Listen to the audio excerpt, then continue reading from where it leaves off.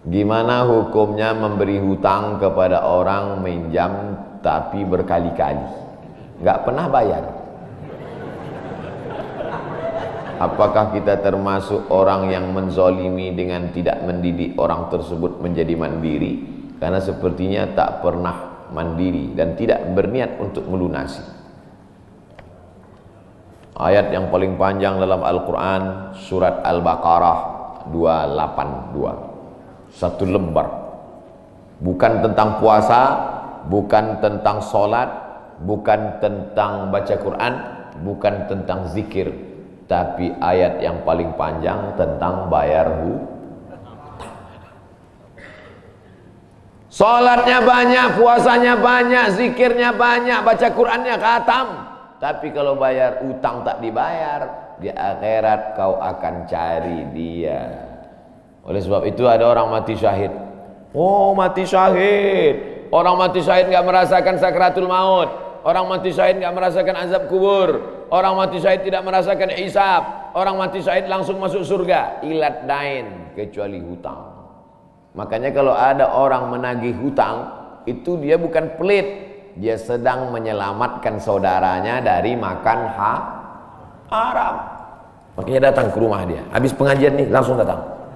Assalamualaikum, waalaikumsalam. Kau mau menagih ya? Aku bukan mau menagih, tapi menyelamatkanmu, anak cucumu, istrimu, tetanggamu dari makan haram.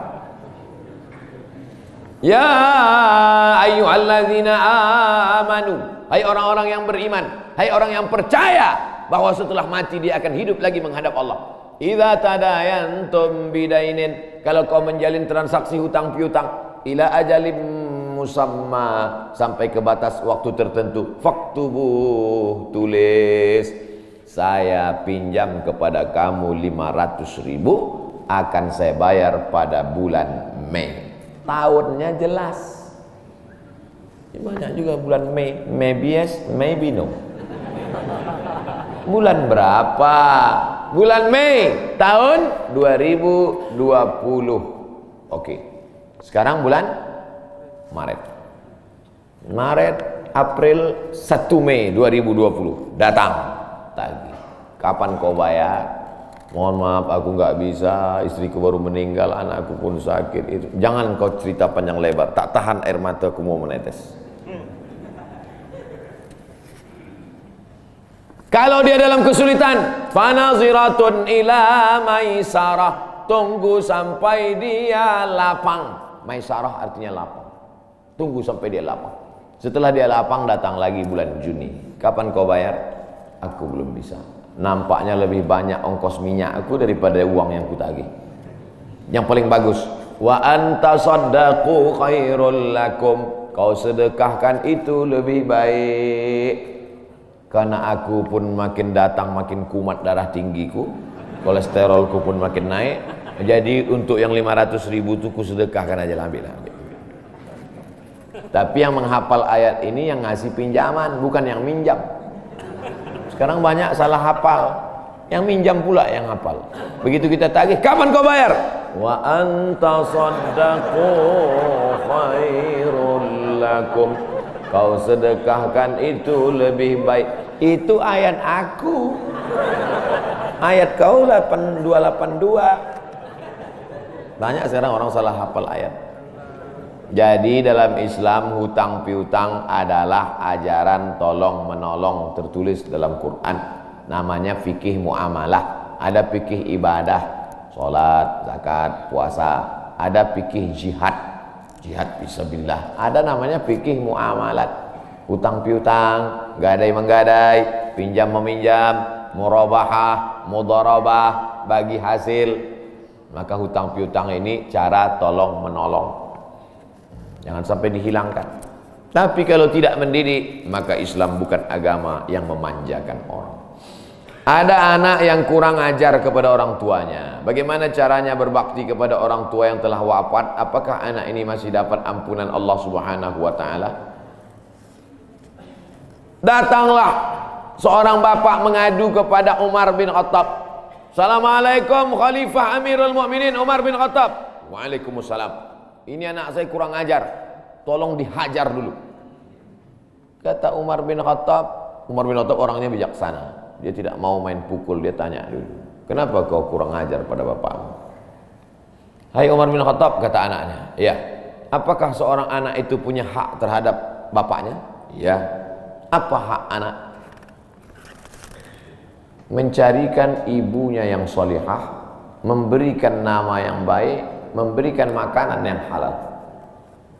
Itu hak anak. Kata anaknya, ibuku tidak baik, makanku tidak halal, namaku pun tak baik. Apa kata Nabi kepada bapaknya? Apa kata Umar kepada bapaknya? Laqad aqaqtahu qabla an ya'aqqa alaik. Sebelum anakmu durhaka kepadamu, kau sudah durhaka duluan kepada anakmu. Jadi kalau begitu, ada anak durhaka, ada bapak Ini jangan sampai anak bapak tahu. Nanti dia pulang, anak durhaka kok. Dia senyum, kau bapak durhaka. Ibunya tak baik, namanya tak baik, makannya tak baik. Kasih dia nama yang baik, kasih dia makan yang halal. Kadang-kadang kenapa otaknya tak lurus? Karena makannya tak halal. Dikasih dia makan riswah, makan sogok, makan haram. Kenapa kau kasih makan haram? Gimana lah Pak Ustadz, yang haramnya aja pun payah. Astagfirullah. Allah sediakan alam semesta begitu banyak yang halal. Kenapa kau kasih dia makan haram? Jangan pernah kasih anak makan haram. Pesan kakek saya, datuk saya, kalau bahasa kampungnya grandfather. Cucuku 40 orang, yang satu ini jangan sekolah umum. Maksudnya saya tak dikasih sekolah umum, maka saya tak pernah sekolah umum. Sekolah ibtidaiyah, sanawiyah, aliyah, al-azhar, Maroko, Sudan. Tak pernah sekolah umum. Cucuku yang ini jangan sekolah umum, jangan kasih makan haram, nanti otaknya gelap. Cucuku yang ini jangan kalian kasih makan haram, nanti otaknya gelap. Pesan itu disampaikan almarhumah mak saya ke saya. Kau pun nanti anak kau jangan kau kasih makan haram, nanti otaknya gelap. Kalau sudah otak gelap, tak bisa membedakan mana tiang, mana orang, sifatnya kembali gitu. Nah, jangan sampai anak kita durhaka gara-gara kita bapak yang durhaka. Kalau anak sudah durhaka, meninggal orang tuanya, setelah itu dia bertobat, bagaimana cara minta ampunnya? Maka dia bersedekah. Mana dalilnya? Seorang sahabat datang menjumpai Nabi. Ummi matat. Ibu saya sudah meninggal. Afa atasaddaqu anha? Kalau saya bersedekah, apakah pahalanya sampai kepada almarhumah ibu saya? Kata Nabi, tasaddaq, bersedekahlah. Sedekahmu sampai. Maka wahai anak-anak durhaka yang sudah mati ibu dan bapakmu, maka datang kau habis pengajian ini langsung ke tempat anak yatim, panti jompo, sekolah-sekolah, pondok pesantren. Tanya Pak Kiai, Pak Kiai, apa yang kurang di pesantren ini? WC. Karena pesantren santrinya 1000, WC-nya 2. Bayangkan panjang antriannya. Berapa yang keluar dalam celana? Saya bangunkan WC, pahalanya mengalir untuk almarhumah. Maka pagi, petang, siang, malam mengalir pahalanya. Sedekah. Ayu sedekatu afdal? Apa sedekah yang paling afdal? Saqiyul ma', memberi air minum. Sedekah yang paling afdal, kasih air minum. Saya ceramah di Banjarmasin, di depan rumah seorang pejabat. Itu ada kulkas tapi nggak sampai beku, freezer. Setiap dipencet keluar air dingin. Gelasnya dikasih pakai rantai besi, takut dilarikan tukang ambil aluminium. Buat wakaf untuk almarhumah. Nah, itu bagus kan. Saya ceramah di Malaysia, di pintu masjid itu ada kotak box. Kalau kita ambil satu botol, keluar botol baru. Ambil satu botol, keluar botol baru. Wakaf untuk, itu bagus, sedekah. Nah, jangan sedekah teh botol, nanti dia kena diabetes. Air putih, ini bagus, mengalir. Sedekah sumur bor, pergi ke masjid, putar keran nggak ada air, tanya pengurus masjid, Pak pengurus, ya mana sumur bor? Nggak ada, saya buatkan. Langsung bunyi. Itu berarti cash itu. Begitu cara berbakti pada orang tua dengan sodakoh. Tapi Pak Ustadz, saya jangankan sodakoh, makan saya pun Senin Kamis Pak Ustadz doa, Allahumma fir lahu warhamhu wa'afihi wa'fu anhu. Bangun tengah malam, Rabbi firli wali walidayya warhamhuma kama rabbayani shaghira. Apa itu bid'ah? Bid'ah membuat sesuatu yang tidak dibuat oleh Nabi Muhammad SAW. Tidak ada dalilnya dari 3 aspek: qauli, fi'li, taqriri. Perbuatan yang tidak ada dalilnya bid'ah. Jangan dikatakan perbuatan yang tidak dibuat Nabi bid'ah. Perbuatan yang tak ada dalilnya bid'ah. Karena kalau dikatakan yang tidak dibuat Nabi bid'ah, Nabi tidak pernah pakai peci. Tunjukkan saya mana hadis Nabi pakai peci. Berarti peci ini bid'ah. Nabi mimbarnya tangganya dari depan. Ini masjid tangganya dari belakang. Berarti mimbar ini bid'ah. Mimbar Nabi tangganya dari depan, 3 lantai, 1, 2, 3. Jadi yang dimaksud dengan bid'ah perbuatan yang tidak ada dalilnya. Misalnya jam 12 siang ada bapak-bapak di panas terik tegak menghadap matahari. Pak, bapak ngapain? Aku mengagungkan Allah di bulan Rajab. Bid'ah itu, karena tidak ada dalilnya sama sekali. Tapi selama ada dalilnya, tidak boleh kita katakan orang itu melakukan perbuatan bid'ah. Malam Jumat baca Yasin, kumpul 10 orang baca Yasin. Yasin wal Qur'anil Hakim innaka laminal mursalin. Bid'ah. Loh, coba lihat dalilnya. Yang dibacanya itu Quran apa Quran? Quran. Baca Quran apa pahala? Yasin itu Quran atau enggak Quran? Quran. Man qara'a Yasin fi lailatin, siapa yang baca Yasin suatu malam, asbaha maghfuran lah, subuhnya sudah diampuni dosanya. Mestinya baca Quran itu semua, tapi karena dia enggak sanggup semua, dia pilih hati Quran. Hati Quran itu Yasin. Sentuhlah dia tepat di hatinya, dia akan jadi milikmu untuk selamanya. Makanya orang sebelum ngapal Quran semua, yang dihafal hatinya dulu. Itu sebelum ngapal Quran, yang dihafal hatinya dulu. Apa hati Quran? Ya Yasin. Tapi jangan hatinya aja seumur hidup, yang lain juga. Nah, jadi jangan salahkan orang baca Yasin. Baca Yasin bid'ah.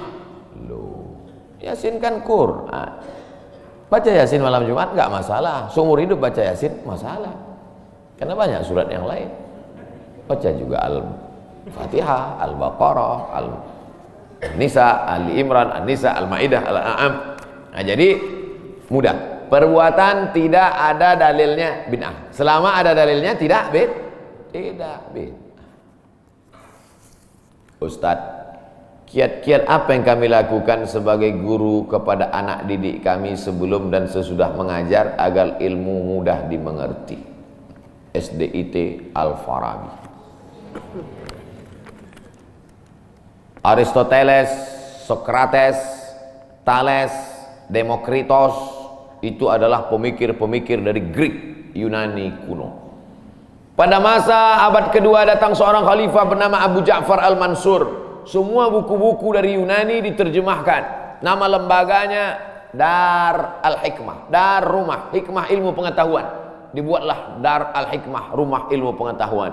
Diterjemahkanlah dari bahasa Yunani ke dalam bahasa Arab. Akhirnya orang Islam pun jadi dokter, Avicenna. Karena orang barat payah menyebut Ibnu Sina. Averroes, Ibnu Rus. Tapi ada seorang yang bergelar the second teacher. First teacher Aristoteles, second teacher Al-Farabi. Ternyata Al-Farabi ini bukan dari Arab, tapi dari Pomalaa. SDIT Al-Farabi. Ini supaya wali murid tahu. Anak ibu di mana? SDIT Al-Farabi. Al-Farabi itu artinya apa? Ya SDIT. Al-Farabi itu di barat dia diberi gelar the second teacher. Guru pertama Aristoteles, guru kedua adalah Al-Farabi, saking cerdasnya. Artinya apa? Dia tidak hanya diakui dalam Islam tapi juga di luar Islam. Kenapa dikasih nama Al-Farabi? Karena ingin anak-anak kita dalam kepalanya tidak hanya fisika, biologi, kimia, matematika, bahasa Inggris, tapi juga dalam kepalanya ada Quran, hadis, fikih, akidah, akhlak, dan bahasa Arab. Sehingga nanti dia akan menjadi ekonom, tapi ekonom yang beriman. Dia akan menjadi filosof yang bertakwa. Inilah cita-cita alumni Al-Farabi, insyaallah. Amin ya rabbal alamin. Nah, yang pertama kali menjadi guru itu adalah ikhlas. Karena kalau gurunya ikhlas, cakapnya masuk ke hati. Kalau dari mulut ke mulut juga masuknya. Tapi kalau dari hati ke hati juga masuknya. Kira-kira yang dari saya sampaikan tadi, saya mulai tadi jam 5.15, sekarang jam 6.05, dan 50 menit saya bicara. Masuk tak ke hati Bapak Ibu? Kalau tak masuk ke hati Bapak Ibu, berarti yang ceramah itu enggak dari hati. Dari mulut ke mulut juga masuk. Jangan sampai ke mulut pun tak masuk. Nauzubillah. Yang pertama kali tulus ikhlas. Karena perbuatan yang paling tinggi amalnya adalah menjadi guru. Makanya saya lebih memilih menjadi guru. Saya sampai sekarang menjadi guru. Cuman saya tidak punya kelas. Dulu sempat jadi dosen, habis itu keluar. Kelas saya sekarang masjid, lapangan sepak bola, sama stadion, sama gedung olahraga, sport center Antam. Saya mengajar tidak lagi terbatas oleh dinding kelas. Semua tempat menjadi tempat mengajar. Guru yang pertama harus ikhlas. Yang kedua, tingkah laku perbuatannya. Guru digugu dan ditiru. Guru itu dari mulai cara minumnya aja diikut orang. Guru minumnya tangan kiri. Yang minum tangan kiri itu setan.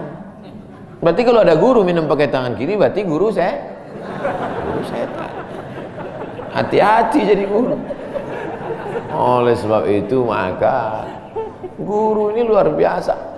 Guru ini luar biasa Bapak Ibu. Perbuatan yang tidak putus setelah mati guru.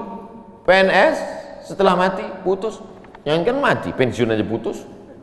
Apalagi mati. Tapi guru. Saya dulu punya dosen. Kata dia, saya ini lulus hakim. Tapi kemudian saya tinggalkan hakim, saya pilih jadi guru. Kenapa gitu Pak dosen? Karena kalau saya jadi hakim, 1 tahun ada 10 perkara. 10 senang kepada saya, 10 benci. Yang menang senang, yang kalah benci. Tapi menjadi guru, tidak akan ada murid saya yang benci kepada saya. Betul. Guru SD saya, berapa kali kepala saya diantukkannya ke tiang. Asal pelajaran saya nggak dapat, diantuk. Begitu reuni, saya cium tangannya. Saya nggak sakit hati, ingat aja dikit.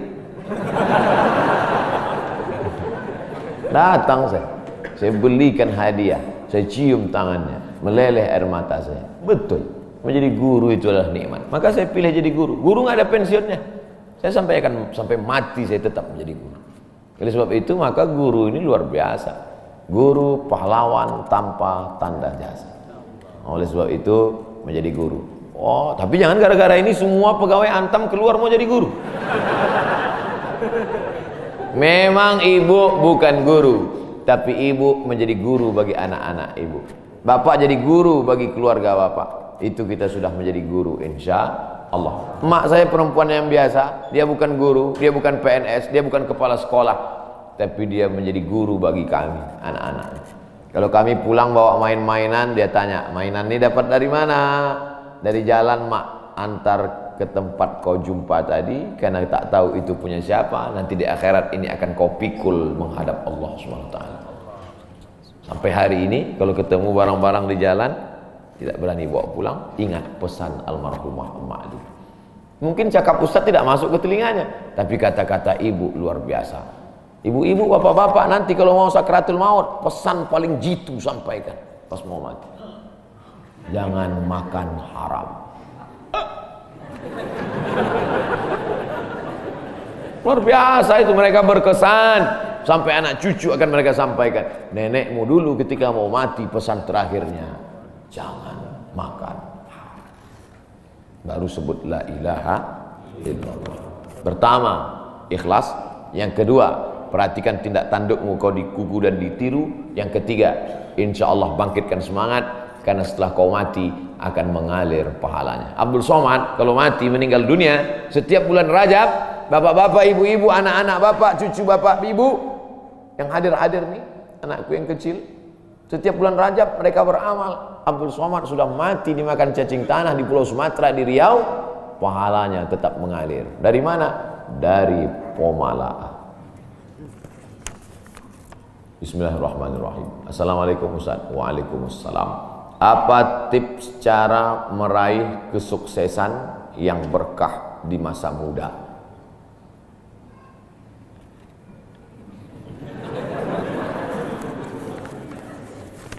Saya tidak pernah bercita-cita menjadi apapun. Cita-cita saya dulu cuma satu, bagaimana membahagiakan orang tua. Itu saja. Ya Allah, aku sekolah, tak tahu dulu pulang mau jadi apa, yang penting bisa membahagiakan orang tua. Itu saja. Jadi setelah itu sampai, ya sudah, bisa menyenangkan hati orang tua, bisa, itu saja. Maka selalu saya sampaikan di kampus-kampus kepada mahasiswa, kalian kalau belum bisa membahagiakan orang tua, jangan menyusahkan orang tua. Ini kadang baru ngelihat namanya aja di HP dah kumat darah tinggi emaknya. Kalau belum bisa membahagiakan dia, jangan menyusahkan dia. Maka saya di Mesir 4 tahun tak pernah saya minta duit. Tiba-tiba udah sampai ke Mekah. Mak, aku udah di Mekah. Dari mana kau dapat ongkos? Ada tabunganku sikit-sikit. Pergi ke Mekah, kerja, pulang, bayar hutang. Jangan pernah menyusahkan orang tua.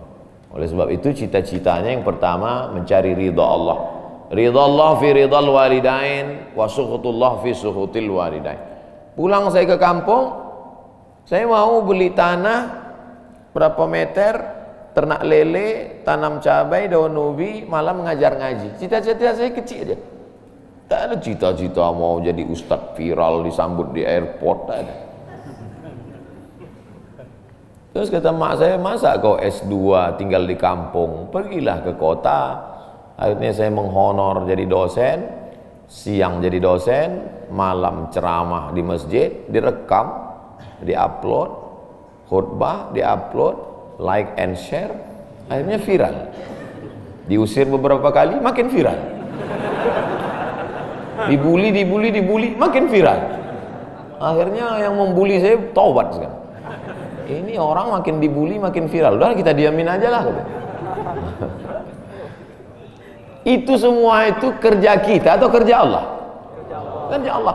Kerjakan kerja kita, urusan Allah biar Allah yang ngurus. Kita hidup ini sama macam bawa pancing. Kita tugas kita ambil bambu, pasang kail, cari cacing, letakkan. Masalah ikannya datang tak datang itu urusan Allah. Ini kadang banyak orang ngurus urusan Allah yang dia urus. Urusan Allah yang kau urus. Kata Allah, yang mendatangkan ikan ini urusan aku. 10 pancing pasang, itu urusan kita. Tarik pancing 1, cacingnya hilang. Cari pancing 1, kailnya hilang. Cari pancing 1, talinya hilang. Yang ke-10, bambunya hilang. Marahkah kita? Tidak. Karena urusan kita sudah selesai. Serahkan urusan Allah. Pulang ke rumah, rupanya Allah mau kasih kita bukan ikan mentah, tapi ikan masak. Banyak orang terlalu berpikir hidup ini kau buat saja urusanmu, urusan Allah. Urusanmu berangkat dari rumah kerja, masalah hasilnya urusan Allah. Berapa banyak orang bekerja tapi tak dapat apa-apa. Betul? Kalau sudah rezeki tak kemana. Tapi jangan gara-gara ini lalu bapak enggak kerja. Dibangunkan ibu besok pagi, bang, abang enggak kerja masuk kantor. Urusan Allah. Kalau ada suami ibu seperti itu, ibu jangan marah, biarkan aja. Nanti jam 12 dia bangun, dia lapar, dia tengok, mana makanan? Ibu jawab, urusan Allah.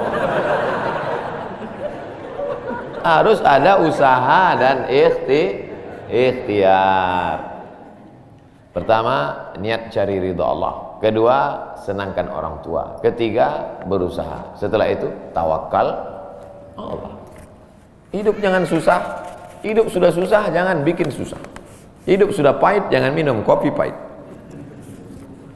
Apa hukumnya suami menyembunyikan uang dari istri.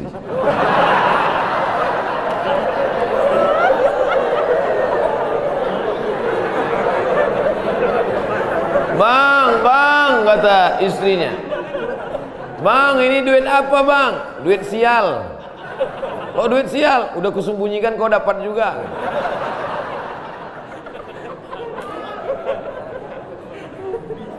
Bapak menikah sama ibu, ibu menikah sama bapak. Apakah hartanya jadi satu atau harta masing-masing?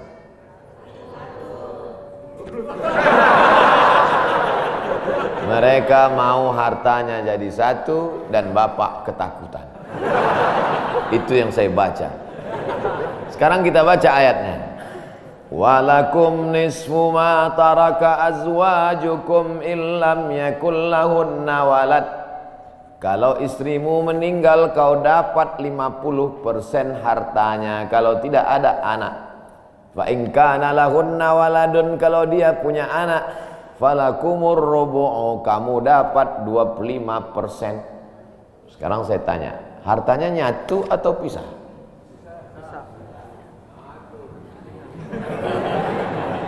Memang kalau belum sarapan susah nangkap. Saya ulang sekali lagi. Walakum nisfu ma taraka azwajukum. Hai para suami, kamu dapat setengah harta istrimu kalau tidak ada anak.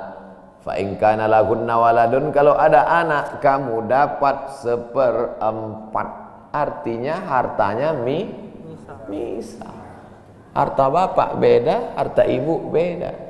Ibu kerja, punya kebun, punya tanah, punya speedboat, itu harta dia. Bapak punya usaha, harta bapak. Meninggal ibu, 50% untuk bapak.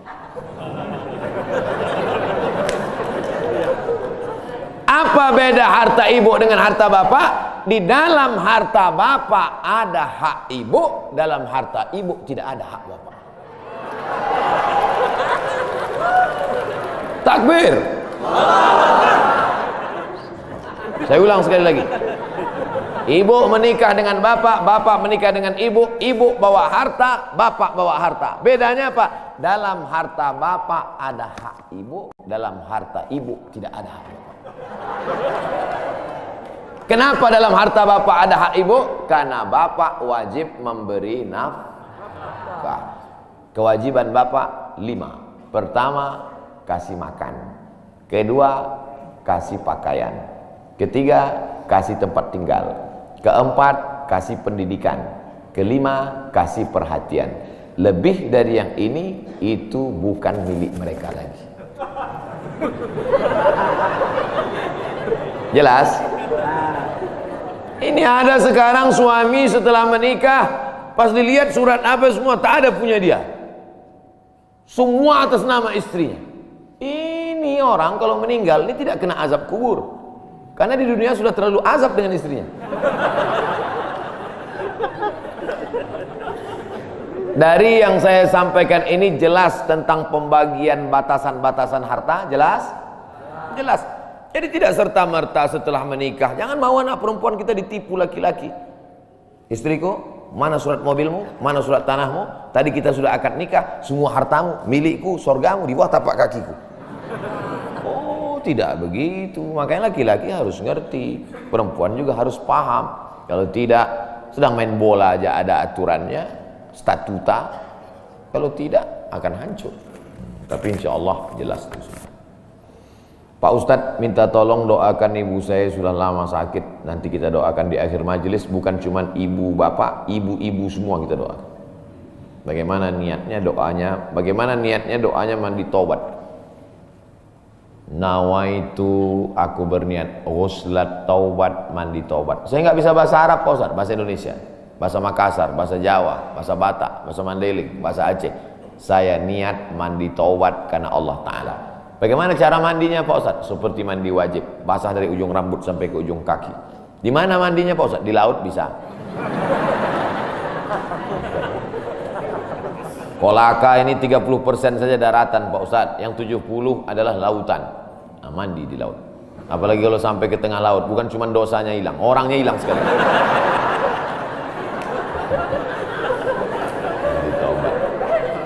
Setelah mandi taubat, solat sunat taubat, usolli sunnatat taubat rakaataini lillahi ta'ala. Ayatnya bebas. Ayat apa yang paling panjang? Hafal kau amma yatasaalun? Tidak. Wadduha? Tidak. Kulhu? Hafal baca kulhu. Di sujud terakhir banyak berdoa. Berapa kali solat sunat taubat sehari? Sebanyak-banyaknya. Kami dulu dipesankan guru kami, pagi solat sunat taubat, siang solat sunat taubat, petang solat sunat taubat, sebanyak-banyaknya solat sunat taubat, solat sunat taubat, solat sunat taubat, solat sunat taubat.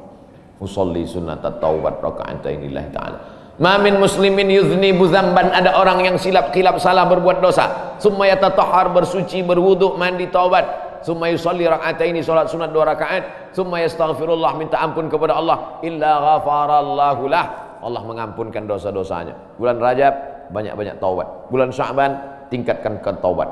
Masuk ke dalam bulan Ramadan, insyaallah mendapatkan Lailatul Qadri khairum min alfi syahr. Semoga Ustaz senantiasa diberikan Allah kesehatan. Amin. Saya dari Medan. Ada juga orang kampung saya di sini. Bagaimana cara bakti seorang anak? Cara membahagiakan orang tua berjarak jauh dengan kita. Sedangkan bertemu dekat bersama orang tua mungkin hanya 1 tahun sekali, Idul Fitri saja, karena harus bekerja di PT Antam Tbk Sulawesi Tenggara. Ada sesuatu yang tak bisa kita bayar dengan uang. Tak bisa dibayar dengan uang. Yang bisa merasakan ini orang yang orang tuanya sudah meninggal. Yang masih hidup tak bisa. Lam ya'rif man lam yadhuq, yang tak pernah merasakannya tak bisa menceritakannya, karena tak bisa dirasakan. Setelah orang tua itu tak ada, barulah kita rasa dunia ini hampa, tak ada guna. Duit itu tak ada gunanya, mobil itu tak ada gunanya, rumah itu tak ada gunanya, apapun tak ada gunanya. Waktu dapat saya gelar doktor dari Sudan, pulang saya ke rumah, tak ada gunanya, tak bisa lagi diceritakan.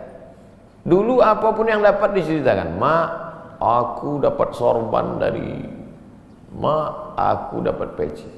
Setelah pulang tadi, pulang dari Brunei dapat gelar visiting profesor di Universitas Islam Sultan Syarif Ali. Tak ada gunanya, hampa. Paling-paling ditulis di baleho aja, profesor, dokter. Untuk menunjukkan bahwa kita bukan ustadz kaleng-kaleng.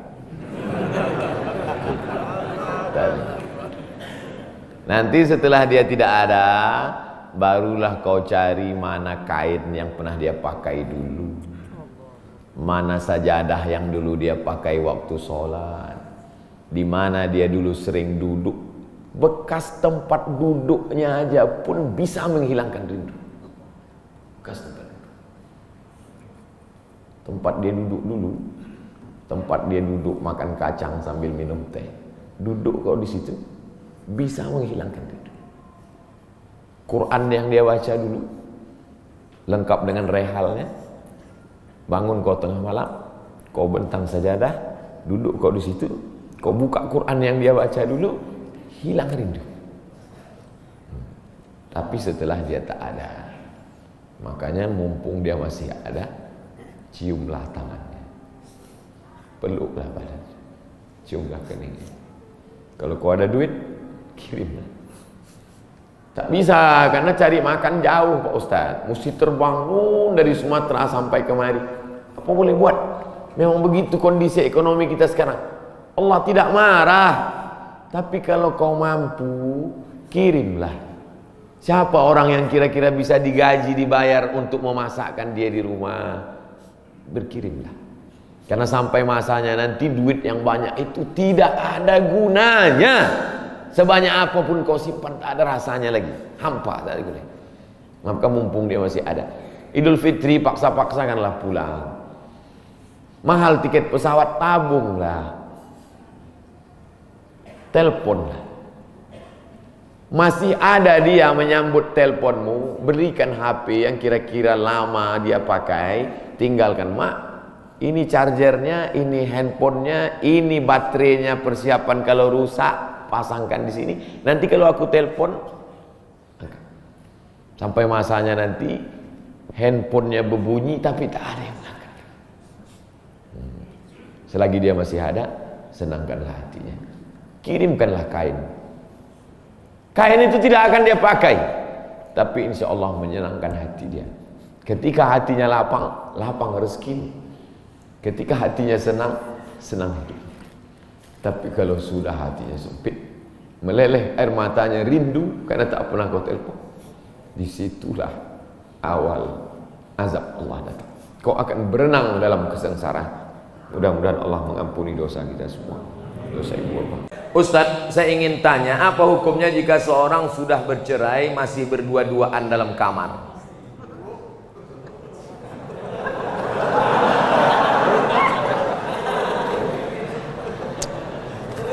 Laki-laki menjatuhkan tolak kepada perempuan, aku cerai engkau talak satu, maka dia masih satu rumah selama iddah 3 bulan, tapi tidak sekamar, hanya pindah kamar.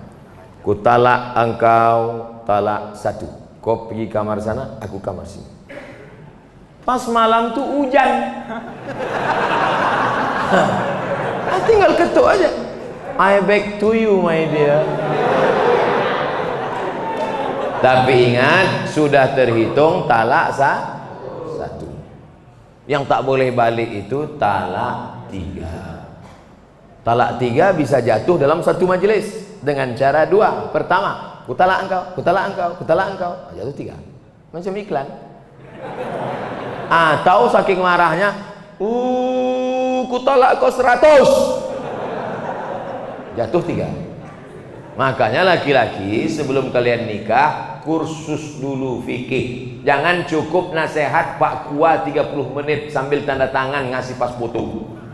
Tak cukup, tak ngerti masalah fikih. Nah, ini dia sudah talak, tapi tak disebutnya, entah masih ada iddah, entah tak ada iddah. Kalau masih ada iddah, berdua-dua dia, berarti itu sudah rujuk. Kalau berdua-dua kalian di kamar tuh, itulah rujuk itu. Rujuk kalian? Anda cuma berdua-dua aja. Rujuklah tuh. Kalau sudah habis iddah 3 bulan, dijatuhkannya talak 1 Agustus, September, Oktober, 1 November, berdua-dua dia dalam, tak bisa lagi, tak bisa rujuk. Rujuknya mesti akad macam nikah dulu.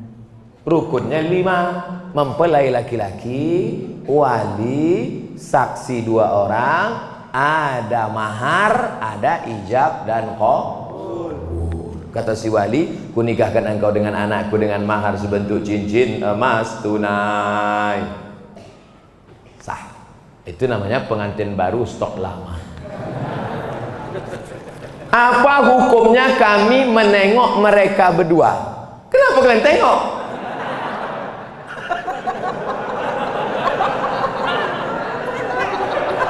Man ra'a minkum mungkaran, siapa di antara kalian menengok kemungkaran, falyughayyirhu biyadihi, robah dengan tangan.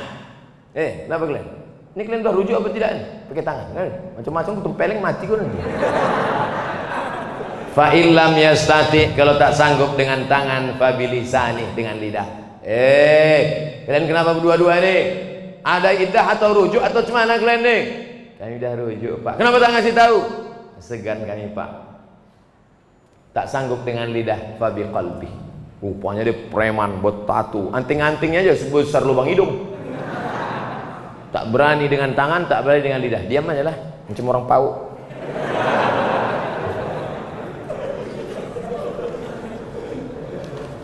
Pak Ustadz yang kami cintai, so sweet. Saya punya teman seorang peruqyah. Peruqyah itu artinya ustadz yang bisa ruqyah. Jangan kedukun. Kalau ini diganggu jin, diganggu setan, jangan ke dukun, tapi pergi ke Ustadz Ruqyah. Kalau untuk Medan Sumatera Utara namanya Ustadz Musdar Bustaman LC, penulis buku ensiklopedia Ruqyah. Cari di internet, Musdar Bustamam LC. Kakak kelas saya waktu di Mesir dulu, jenggotnya segini. Belum dibacanya ayat kursi, baru menengok jenggotnya, sehat orang.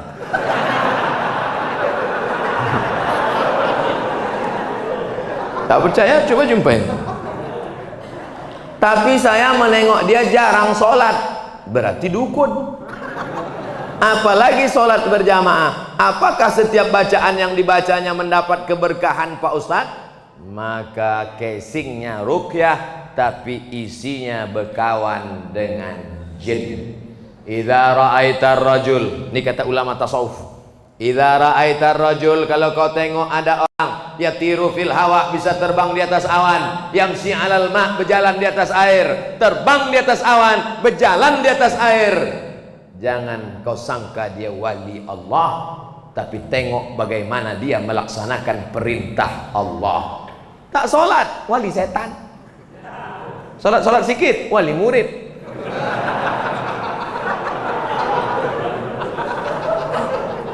Jangan terpukau karena aneh-anehnya bisa dihilangkannya Pak Ustaz. Hebat dia Pak Ustaz. Datang kami ke tempat dia waktu STNK BPKB kami hilang. Di mana hilangnya? Di kamar. Dipukulnya sekali lantai, ketepak muncul. Siapa yang bawa? Jin. Dia berkawan dengan jin. Oleh sebab itu maka tengoklah istiqomahnya dalam ibadah. Itu standar dalam Islam. Kalau suami menyuruh menandatangani surat, isinya kita tak lagi suami istri, tapi dibuat surat itu yang tahu hanya mereka berdua saja. Apakah itu sah Pak Ustadz? Sah. Sah, jatuh talak. Talak apa namanya? Talak pakai tulisan. Tapi katanya mesti pakai saksi Pak Ustadz. Enggak, menjatuhkan talak tak mesti pakai saksi. Ini termasuk talak yang jatuh pakai tulisan. Kita tidak lagi suami istri, termasuk talak sorry, jatuh talak satu. Bagaimana talak bisa jatuh? Dua. Yang pertama, sorry, kucerai engkau talak satu, atau ditulisnya. Yang kedua, pakai kiasan, pulanglah engkau ke rumah orang tua. Ibu-ibu, istri-istri, kalau ada suamimu berkata pulanglah engkau ke rumah orang tuamu, jangan pulang, tanya dulu apa maksud kau bro.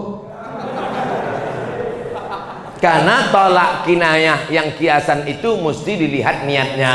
Kalau niatnya niat tolak, maka jatuh tolak. Tapi kalau tak ada niat tolak, enggak. Pulanglah kau. Muak kali aku nengok, pergi kau balik. Abang, apa niat? Enggak ada, nyuruh balik aja. Nah, baliklah. Makanya perempuan itu mesti ngerti. Perempuan jangan mau dibodoh-bodohi. Pulang sana, pergi pulang. Maksud abang pulang apa ini? Enggak, maksudnya pulang liburan aja. Baliklah. Tak ada tuh talak. Benarkan roh akan pulang ke rumah setiap malam Jumat? Macam orang balik dari kantor aja. Roh itu tempatnya tiga. Buka judul kitabnya Roh. Nama penulisnya Ibnu Qayyim Al-Jauziyah. Yang pertama, letak roh orang baik-baik tempatnya Illiyin. Ruh orang yang jahat-jahat tempatnya Sijjin. Yang ketiga, Allah kuasa mengendalikan roh. Ruh bisa balik, ruh bisa masuk ke kubur, ruh bisa merasakan azab kubur, ruh bisa menengok orang ziarah. Tapi kita tak tahu kapan dia baliknya, harinya, segala macam. Kalau ada yang mengatakan roh balik hari Jumat, bukan hadis Nabi, tapi pendapat ulama, ijtihad ulama. Tapi pendapat yang kuat bahwa roh itu tiga. Pertama, ditempatkan di Illiyin. Yang kedua, yang jahat-jahat di Sijjin. Yang ketiga, ada saatnya Allah Maha Kuasa menempatkan dia di mana. Seandainya nanti tiba-tiba waktu Abdul Somad meninggal, ada jamaah masjid Al-Muslimin kerasukan. Dipanggillah Ustadz Musdar Ruqyah. Allahu la ilahal qayyum la ta'khudhuhu sinatun wa la naum. Aku Abdul Somad. Betul kau nih, kata Ustadz Musdar. Kita sama-sama di Mesir dulu.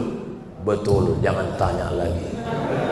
Kalau memang betul pernah ceramah dulu di Masjid Al-Muslimin. Pernah. Hari apa tuh? Hari Senin malam Selasa tanggal 26 malam 27. Dia, maka itu bukan ruh Abdul Somad, tapi jin qarin. Karena setiap kita yang lahir ini ada jin pendamping yang ikut waktu kita lahir. Jin saya ikut nih, maka ketika saya mati dia tak mati, dia hidup. Dia tahu kemana jadwal-jadwal saya, bisa ditirunya suara saya. Kalau memang betul kau Ustaz Somad, coba ceramah. Assalamualaikum. Dia nih, bukan. Itu bukan roh, karena roh tak bisa dipanggil. Kalau bisalah roh dipanggil, maka bisalah dipanggil roh Nabi Muhammad SAW untuk ditanya mana hadis sahih, mana hadis dhaif, mana hadis palsu. Oleh sebab itu maka jangan mudah dengan nanti datang penipu-penipu yang mengaku bisa memanggil roh si fulan, emang jelangkung. Jelangkung jelangsik, datang tak diuntang, balik tak dijemput, keranjang arang. Yang ketawa berarti udah tua. Anak-anak sekarang mana dia tahu? Dulu kamu zaman-zaman porkas. Tahu juga Ustadz juga. Enggak, saya tak pernah manggil.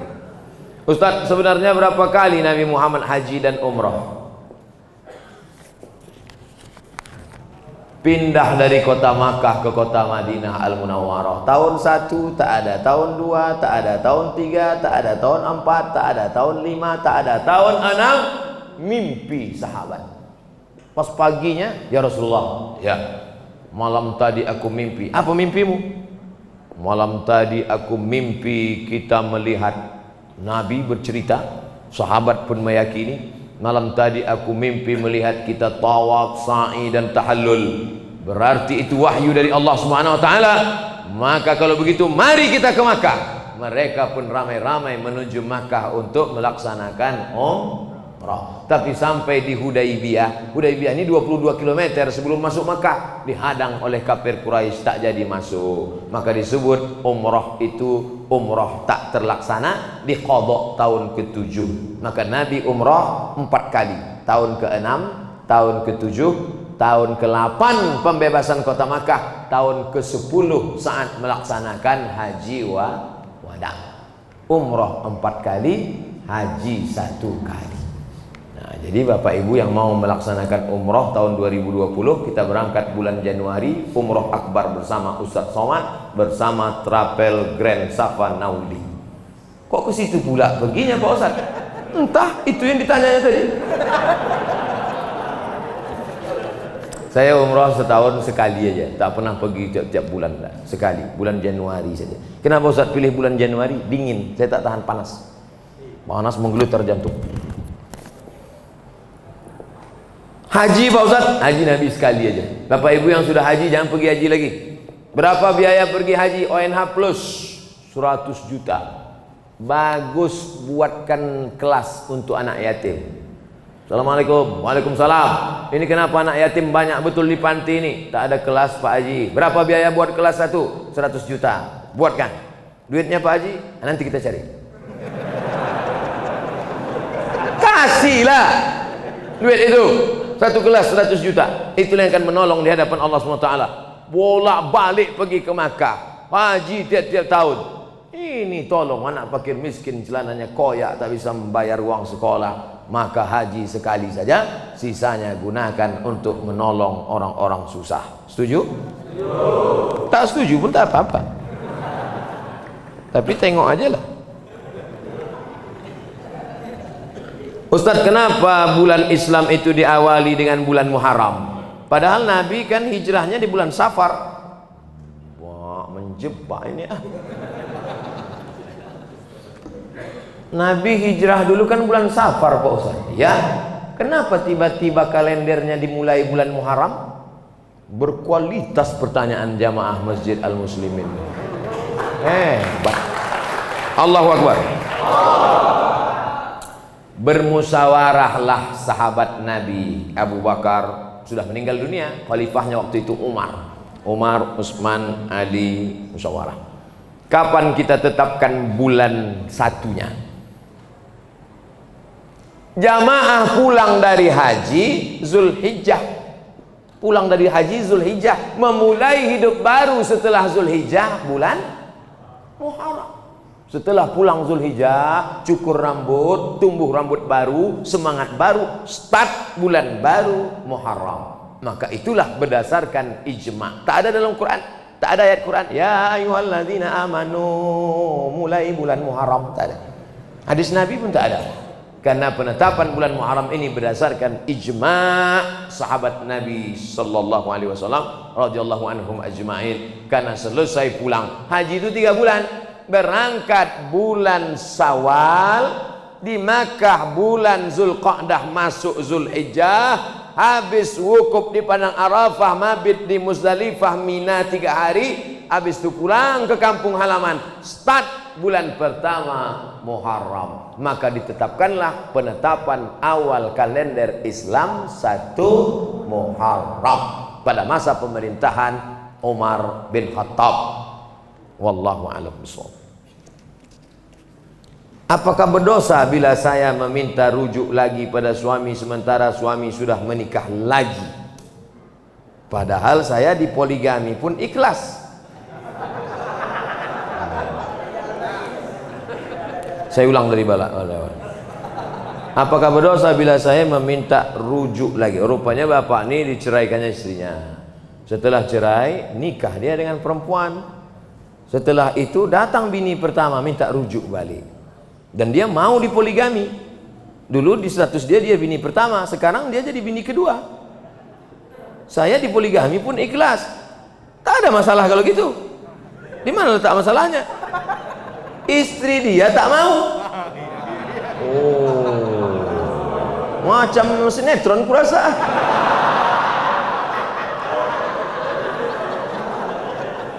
Istri dia tak mau dipoligami. Bagaimana menurut Ustadz? Apakah tindakan saya berdosa?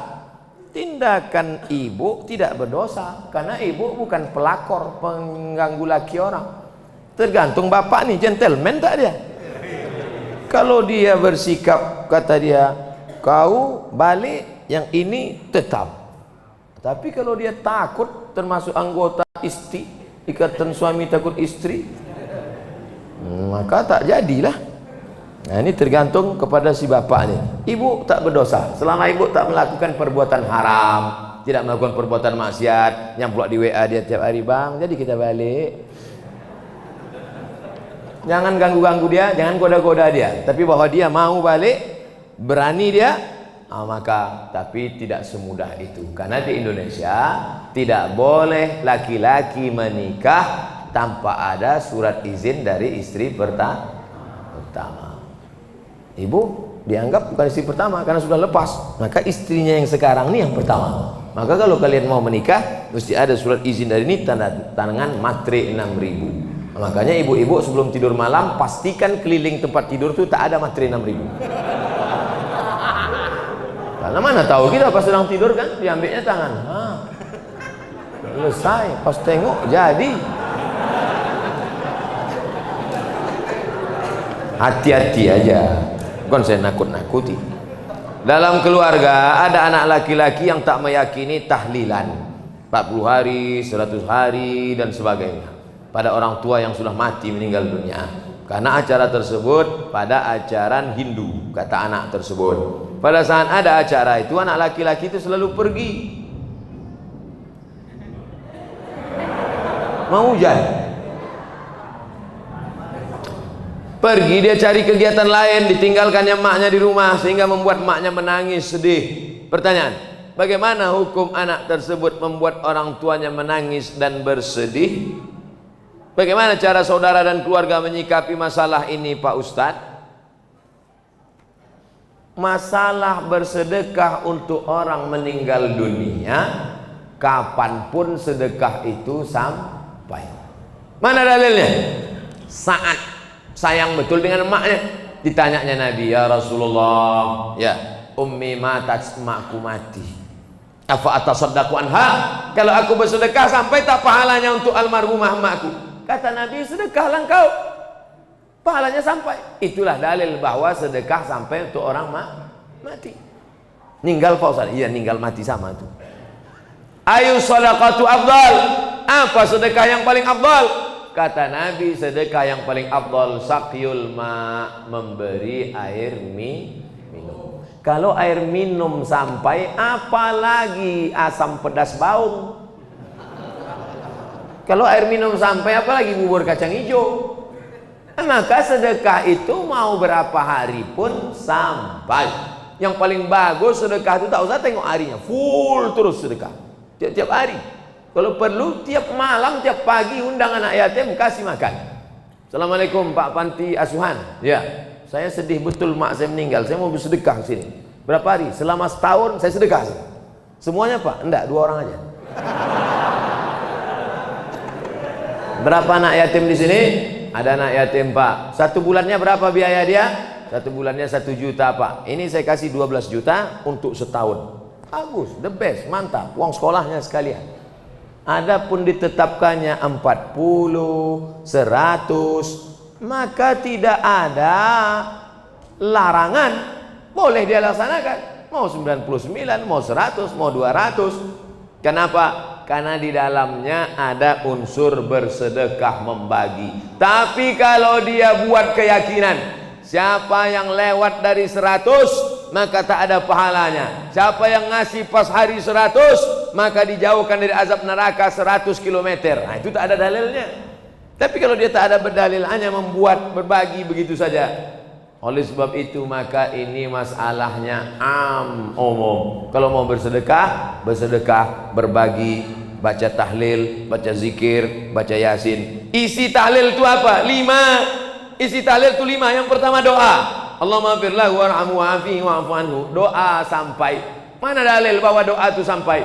Kalau lewat di kuburan, mulut jangan diam saja. Lewat di kubur baca doa. Apa doa lewat kubur? Assalamualaikum ya alad diyar minal mu'minin wa inna insyaallah bikum lahiqun yarhimullahul mustaqdimin wal mustakhirin as'alullah wa lakumul afiyah. Itu dalil bahwa doa sampai. Yang kedua, kasih makanan. Mana dalil kasih makanan sampai? Sedekah saat air, kata Nabi, sampai. Yang ketiga, berkirim tahlil. Apa itu tahlil? La ilaha illallah, la ilaha illallah, la ilaha illallah. Ya Allah, sampaikanlah tahlil kami kepada almarhum fulan sampai. Mana dalilnya? Pelepah korma dicucukkan ke makam. Kata Nabi, pelepah korma waktu basah bertasbih, tasbihnya sampai pada orang mati. Kalau tasbih pelepah korma saja sampai, apalagi tahmid, tahtim, tahlil orang yang beriman. 4, membacakan Al-Quran. Yang paling afdal kata Imam Nawawi, wa in khatimul Qur'ana fahuwa hasanun. Sebagus-bagusnya hatamkan sehatam Quran. Bagus. Tak sanggup sehatam Quran, pilih hatinya Al-Quran. Apa hatinya Quran? Yasin wal Qur'anil Hakim innaka laminal mursalin. Bacanya pelan-pelan. Ini banyak orang yasinan ujung-ujungnya aja. Tujaon bayakun. Yang kelima adalah inti tahlil itu ada nasihat setawar sedingin melapangkan keluarga yang terkena musibah. Wahai keluarga yang kena musibah, bersabarlah. Innalillahi wa inna ilaihi raji'un. 5 poin itu semuanya kebaikan, kebaikan, kebaikan. Semoga Pak Ustadz selalu dalam lindungan Allah. Amin ya rabbal alamin. Saat akikah anak, bolehkah menerima sumbangan dari teman-teman dan tetangga? Kullu mauludin rahinatun biaqiqatihi. Setiap anak yang lahir tergadai dengan akikahnya. Tulbahu anhu yauma sabihi. Hari ke-7 sembelihkan kambing. Yuhlaqu, cukurkan rambutnya. Wa yusamma, kasih nama yang baik-baik, yang bagus-bagus, karena nama adalah doa. Artinya kita bersedekah syukur karena sudah punya anak. Orang susah punya anak sampai bayi tabung ke Singapura 100 juta paling murah. Itu pun tabung-tabung second 9 kilo. Ini Allah minta anak cuman 1 kambing. Berapa harga kambing sekarang? 1 juta, 2 juta. 2 juta setengah udah kambing kelas VVIP udah itu dah. Cuman seekor kambing diminta untuk anak perempuan. 2 ekor anak laki-laki 5 juta. Sudahlah murah. 5 juta pun ada juga pikiran bisnis di kepala. Nah, ini kalau ku kasih 5 juta bisa balik 15 ini. La ilaha illallah Muhammadur Rasulullah. Makanya waktu anak saya lahir tak saya undang jamaah. Karena kalau saya undang jamaah nanti dia pasti bawa kado ngasih itu ini. Dia potong aja kambing, undang tetangga-tetangga dekat rumah, makan, habiskan semua, bantai, selesai. Karena kalau diundang orang marhaban itu ini, datang dia, mau kita tolak, banyak pula duit itu kan. Oleh sebab itu maka kita pahami bahwa akikah ini mengasih, bukan menarik. Jangan jadikan akikah sebagai ajang tarik-tarikan arisan. Harus kita pahami dengan baik bahwa akikah ini adalah syukur kita kepada Allah. Tak ada duit hari ke-7, hari ke-14. Tak ada duit hari ke-14, hari ke-21. Tak ada duit hari 21, tak usah tengok kalender lagi setahun, 2 tahun, 5 tahun, 10 tahun, 10 tahun. Kalau ada anak bapak yang belum akikah kemarin, sekarang umurnya udah semester berapa? Udah semester 5, umur 20 tahun. Nah, sekarang nih akikahkan, tak apa-apa. Besok pagi akikah. Insya Allah masih sempat saya datang. Tapi akikah saja, jangan pula diayun pakai marhaban. Marhaba ayyanur. Anak semester 5 tu duduk. Tak cukur pula tu, pakai kelapa muda. Banyak orang kita ini yang udah lalu-lalu dibuatnya ulang balik. Akikah sedekahnya aja, rambut usah cukur lagi. Nama itu aja lah, jangan nama lagi. Ini. Begitu juga dengan mengazankan anak. Anak yang dulu diazankan bagus, sunnah. Nabi mengazankan cucunya, Sayyidina Hasan, Sayyidina Husain. Tapi kalau anak udah besar, jangan diazankan lagi. Nanti balik dari sini, nak sini sebentar. Allahu Akbar, Allah. Apanya ayah nih gitu.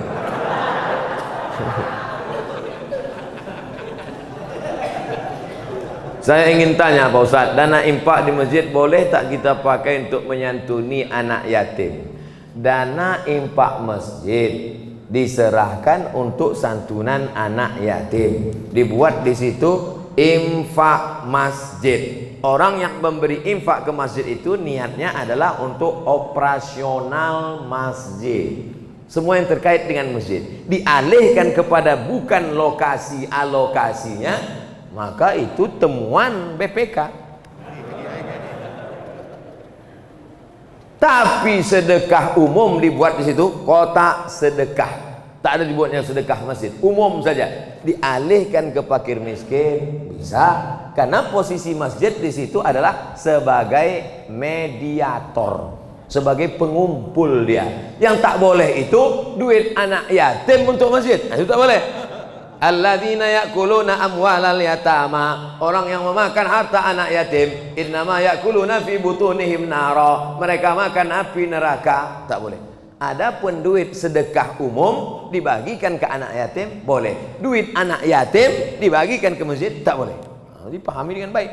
2. Menyantuni fakir miskin Pak Ustaz, sedekah. Makanya untuk keluar dari ikhtilaf ini, makanya kadang kalau kita sholat Jumat kotak itu sampai 3. Kotak 1 untuk masjid, kotak 2 anak yatim, kotak 3 fakir miskin, kotak 4 MDA, kotak 5 DLL. Macam pawai ta'aruf. Pakai remote pula tuh. Kenapa banyak betul kotak? Supaya orang memasukkan duit sesuai dengan niatnya masing-masing. Ada yang mau ngasih masjid, kasih masjid. Ada yang ngasih anak yatim, kasih anak yatim. Ada yang ngasih MDA, kasih MDA. Pengurus takut salah alokasi dana nanti dituntut orang di akhirat. Udahlah amal tak banyak, menyelesaikan itu pula lagi. Kertas terakhir. Saya sudah beberapa tahun nih hijrah, alhamdulillah. Selalu menjaga sholat fardu, alhamdulillah. Sholat sunat juga, alhamdulillah. Yang menjadi masalah, na'udzubillah.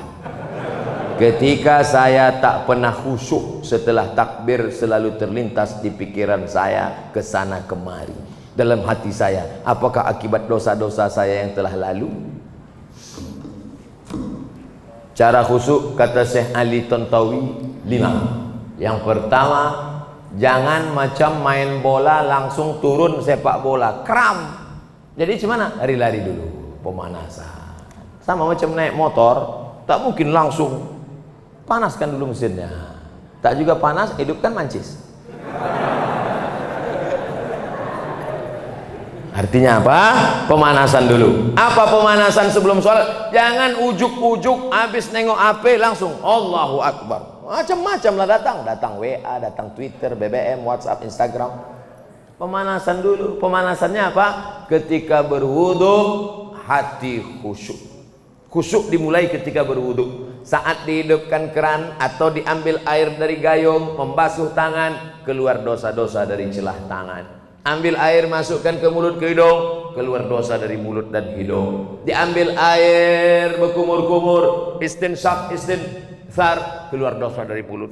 Disiramkan air ke wajah, keluar dosa dari biji-biji mata. Nah, ini hati udah mulai dijaga nih, supaya jangan lari dia ke kiri, lari ke kanan, dijaga. Masukkan dia ke sarang. Ketika air menyiram tangan, keluar dosa dari celah-celah tangan. Ketika air mengusap kepala, keluar dosa sampai isi kepala yang kotor-kotor ini sampai ke lubang telinga. Ketika air menyiram kaki, keluar dosa dari kaki. Hadis riwayat Ibnu Majah, menghadap kiblat. Asyhadu an la syarika lah, asyhadu anna Muhammadan abduhu rasuluhu. Allahumma ij'alni minat tawwabin waj'alni minal mutatahhirin waj'alni min ibadikas sholihin. Jangan dalam kamar mandi yang ada WC-nya. Tak boleh berdoa ada WC dalam. Setelah itu dari tempat wudu, mana tempat wudu? Entah mana-mana lah pokoknya. Dari tempat wudhu ke dalam, Nabi melarang tasbih. Tasbih menjalin jari jemari. Tak boleh. Tasbih retak tak boleh. Yang boleh itu tasbih. Tasbih tak boleh. Dari tempat wudhu itu tasbih. Kalau datang orang ngajak ngobrol, gimana cara kita? Subhanallah. Supaya hati ini jangan kemana-mana. Ini hati nanti liar nih, mau pergi kemana-mana. Yang kedua, menjawab azan. Allahu Akbar, Allahu Akbar, Allahu Akbar. Asyhadu an la ilaha illallah, asyhadu an la ilaha, asyhadu anna Muhammadan Rasulullah, asyhadu anna Rasulullah. Jangan lupa berselawat. Allahumma shalli ala sayyidina Muhammad wa ala alihi. Hayya 'alas shalah. La haula wala quwwata illa billah. Jangan ngomong. Datang kawan sebelah ngomong, la haula wala quwwata illa billah. Sampai akhir azan tutup. Ini dalam rangka menjaga hati tadi supaya jangan liar dia, jangan pergi dia kemana-mana. Tetap di dalam. Allahumma rabb hadhihi ad-da'wati at-tammati was-salati al-qa'imah ati sayyidina Muhammadan al-wasilata wal-fadilah was-sharafa al-rafi'ah wa wafallahu maqama mahmud alladhi wa'atta innaka la tukhliful mi'ad. Barulah masuk pemanasan yang ketiga, salat sunat qabliyah. Usolli sunnat as-subhi raka'ataini qabliyatan lillahi ta'ala. Bagi al-wasliyah, bagi yang Muhammadiyah enggak pakai usolli. Allahu Akbar. Sejalan antara takbir dengan niat. A di awal, bar di ujung. Disitulah nama solatnya, rokaatnya, adaannya, makmumannya, imamannya. Dari A sampai bar. Usolli fardhu subhi raka'ataini adaan makmuman lillahi ta'ala. Allahu Akbar. Bagi al-wasliyah, karena al-wasliyah pakai mazhab Syafi'i. Muhammadiyah enggak. Muhammadiyah takbirnya pendek aja. Allahu Akbar. Kapan orang Muhammadiyah itu berniat? Sebelum takbiratul ihram. Yang berniat sebelum takbiratul ihram sah. Yang berniat di dalam takbiratul ihram sah. Yang tak sah udah takbir baru dia niat. Allahu Akbar. Qabliyah apa subuh? Qabliyah aja lah. Yang berniat sebelum takbiratul ihram sah. Berniat di dalam takbiratul ihram sah. Mazhab Syafi'i berniat di dalam takbiratul ihram. Namanya muqaranah, sejalan antara takbir dan niat. Allahu Akbar. Menguatkan dalam hati. Yang keempat, fahami apa yang dibaca, bukan menghafal terjemah. Allahu Akbar kabira walhamdulillahi katsira wa subhanallahi bukratan wa asila. Kalau Muhammadiyah, Allahumma ba'id baini wa baina khataayaya kama ba'adta bainal masyriqi wal maghrib. Yang baru tobat belum hafal, diam aja. Iftitah tak wajib, langsung Al-Fatihah. Nyamplak sebut, aku belum hafal. Batal, karena kalau mengucapkan lafaz lain dari bahasa Arab, batal. Lalu kemudian apa? Yang kelima, mulut melafazkan, bergerak. Ya Khabbab, ada sahabat Nabi namanya Khabbab ibnul Arth. Ya Khabbab, ya Nabi Muhammad itu kalau sholat mulutnya bergerak atau diam?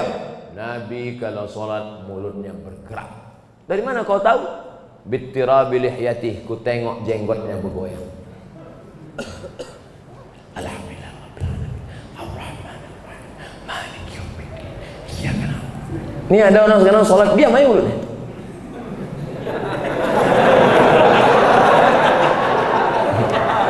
Dia nengok awan pula, nampaknya pula Garuda sama apa. Dia lampu mak cantik juga lampu masjid. Mata tetap di tempat sujud.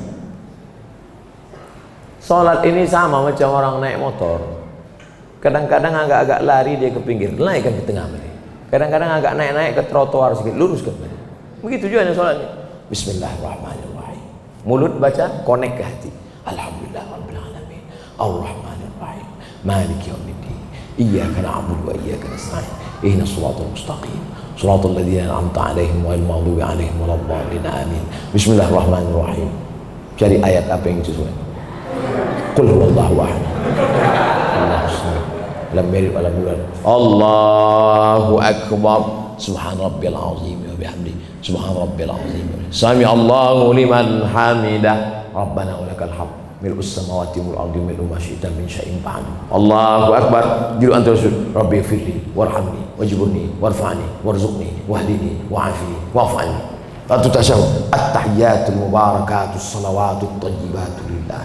Assalamu alayka ayyuhan nabiyyu wa rahmatullahi wa barakatuh. Mulut baca, hati connect. Udah agak connect. Udah agak jauh deh, connect kan balik. Udah agak jauh deh, connect kan balik. Jangan udah agak jauh, sempat pula main-main game. Apakah kalau kita sholat itu kita kehilangan kesadaran? Nah, ini perlu diluruskan. Jangan bayangkan sahabat Nabi itu dulu kalau udah sholat, saya Pak Ustaz, kalau saya sudah sholat itu rasanya terbang saya entah kemana. Berarti kau diculik jin. Imamnya Abu Bakar. Maaf, saya belakangi. Ini imam, rumah Nabi sebelah kanan, Taman Raudhah. Rumah Nabi sebelah kanan, rumah Nabi sebelah kiri. Imam ke depan, Nabi sebelah kiri. Waktu itu Nabi sakit di kamar, maka diangkat jadi imam Abu Bakar. Abu Bakar jadi imam. Ketika sedang sholat, datang Nabi. Pas sedang sholat, sahabat memukul tangan. Sahabat memukul tangan. Kenapa sahabat mukul tangan? Ngasih tahu Abu Bakar Nabi dah. Karena tak boleh ngomong, tak boleh bilang Abu Bakar ada Nabi datang. Apa pelajaran dari sini? Apakah sahabat itu sadar Nabi datang atau tak sadar? Sadar. Jadi kalau ada orang mengatakan, aku kalau sudah sholat hilang rasanya semua. Kau kalau bohong jangan gitu kali. Sedangkan sahabat Nabi sembahyang sadar dia Nabi datang. Kau sahabat siapa? Kalau mau bohong ya agak-agak masuk akal lah sedikit. Ini kadang orang ini mengada-ngada. Sahabat Nabi sadar. Itu dalil. Dalil yang kedua, Nabi jadi imam. Waktu Nabi masih sehat, Nabi jadi imam. Ketika waktu itu lantai Masjid Nabawi belum ada karpetnya. Nabi jadi imam, sholat. Pas Nabi sedang sholat, dibuka Nabi selop. Nabi sholat pakai selop. Dibuka Nabi selop. Menengok Nabi buka selop, semua sahabat yang jadi makmum buka selop. Assalamualaikum warahmatullahi. Ditengok Nabi selop berserak-serak belakang. Kata Nabi, kenapa kalian buka selop? Kami tengok engkau buka selop ya Rasulullah. Sadarkah sahabat waktu Nabi sholat itu Nabi buka selop? Sadar, maka mereka buka. Kenapa Nabi buka? Ya Rasulullah, kenapa kau buka selop? Aku buka selop, tadi Jibril datang ngasih tahu di selopku ada najis. Selop kalian tak ada najis, kenapa kalian buka? Apa pelajaran dari sini?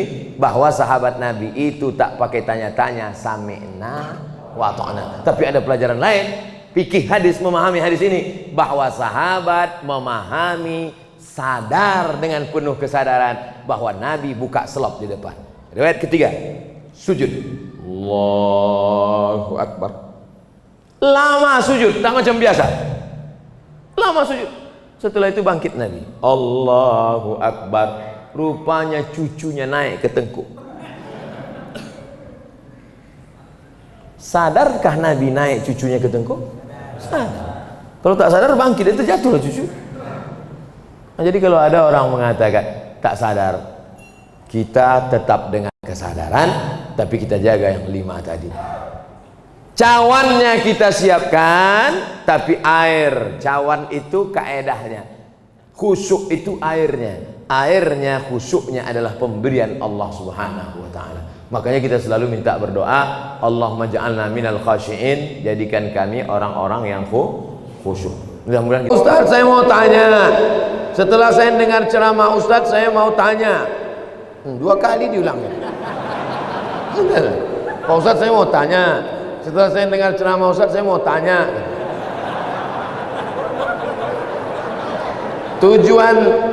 Tujuan hidup di dunia ini harusnya seperti apa Pak Ustaz? Untuk apa kita di dunia ini Pak Ustaz? Biasanya pertanyaan orang macam ini dia udah di tepi jembatan.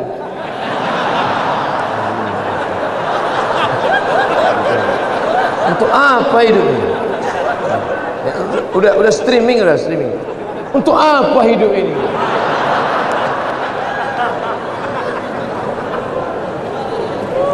Satu, alladzi khalaqal mauta wal hayata. Allah menciptakan hidup dan mati. Untuk apa? Liyabluwakum ayyukum ahsanu amala. Supaya Allah melihat siapa yang paling baik amalah. Makanya kalau mau jadi pejabat, jadilah pejabat yang amalnya baik. Jadi polisi, jadilah polisi yang amalnya baik. Jadi tentara, jadilah tentara yang amalnya baik. Jadi ustadz, jadilah ustadz yang amalnya baik. Karena kita hidup ini dituntut siapa yang paling baik amalah. Amal bukan sholat, amal bukan baca yasin, amal bukan puasa sunat. Itu ibadah. Hebat Pak Bupati kami Pak Ustadz. Kenapa? Pak Bupati kami rajin sholat duha. Itu bukan amal.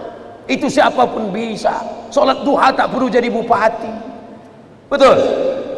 Yang dimaksud amal adalah dengan jabatan kekuasaan yang ada di tangan kita, bisa kita berbuat. Kalau jadi anggota dewan, buatnya perda syariah. Anak SD tidak boleh masuk SMP kecuali punya ijazah MDA. Setuju? Itu Bang. Dengan kekuasaan. Jangan nanti udah pensiun baru datang. Ustaz Somad, apa yang bisa kita buat untuk bangsa ini? Tangan pun udah menggeletar. Itu apa? Ustaz Somad, kami sebagai aparatur negara, PNS, apa yang bisa kami buat amal kami? Mana PNS? PNS kemana nih? Kenapa banyak orang ngantri? Mohon maaf Ustaz Somad, PNS-nya sedang sholat duha di musola. Bodoh.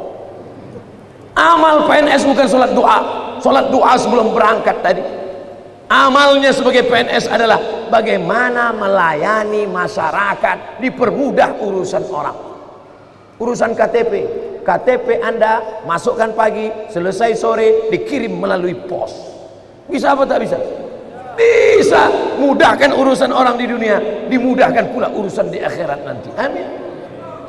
Ustadz, apa yang bisa kami lakukan untuk ustadz-ustadz?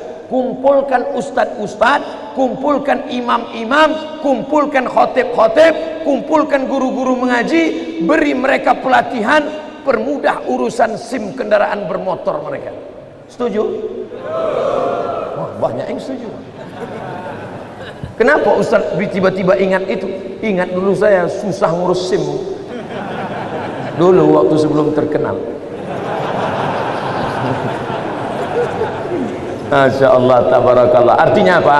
Ketika Allah titipkan jabatan di tanganmu, pakailah. Ayyukum ahsanu amala. Ustaz, kami ini masih mahasiswa, masih sekolah, lalu amal kami apa? Kau senangkan saja hati orang tuamu, pulang ke rumah, ayah, emak, ini transkrip nilai mak, nih, berapa IP kau nak? 2,0. Hah? Kenapa 2,0? Ayah sabar ya, ini takdir dari Allah. Anak hantu.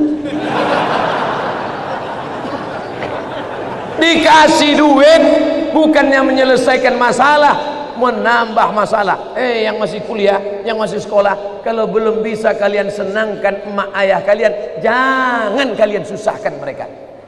Jangan asal balik susah, asal balik susah. Belum lagi dia balik, baru menengok nama dia di HP aja. Ini susah. Yang pertama amalah. Yang kedua baru wa ma khalaqtul jinna wal insa illa liya'budun, ibadah. Itulah dia sholat, baca Quran, tahajud, puasa sunat, itu ibadah. Jadi kita ini gunanya di dunia ini cuma dua saja, amal dengan ibadah. Masuk kantor jam 8 pagi, pulang jam 4 sore, disiplin, tidak bolos ke mall, itu namanya amal. Bapak polisi merazia orang melanggar peraturan, saking kan dia mau menegakkan, sampai dipeluknya kaca mobil Kijang Innova. Itu amal apa ibadah? Amal itu namanya. Ustaz tahu dari mana? Saya tengok tadi di Instagram. Dua itu saja tujuan kita hidup ini, amal dan ibadah. Perbaiki amal, perbaiki ibadah. Banyak orang ibadahnya bagus, amalnya tak bagus. Banyak orang amalnya bagus, ibadahnya tak bagus. Yang lebih parah, amal tak bagus, ibadah tak bagus. Siapa yang amalnya tak bagus, ibadahnya tak bagus, pergi ke jembatan Barelang. Untuk apa ke situ Pak Ustaz? Jangan kau tanya lagi. Saking tak ada lagi kertas dah. Selamat menikmati.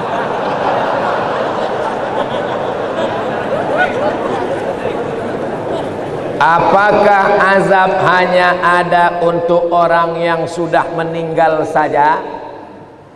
Allahumma inni a'udzubika min azabi jahannam wa min azabil qabri wa min fitnatil mahya wal mamat wa min syarri fitnatil masihid dajjal. Hadis riwayat Muslim, baca sebelum salam 4. Allahumma inni a'udzubika min azabi jahannam wa min azabil qabri wa min fitnatil mahya wal mamat wa min syarri fitnatil masihid dajjal. Tangannya tetap satu, jangan 4. Hadis sahih. Menunjukkan dalam doa ini bahwa azab itu ada azab di dunia, ada azab di akhirat. Fitnatil mahya, azab hidup, ada azab hidup, ada azab akhirat.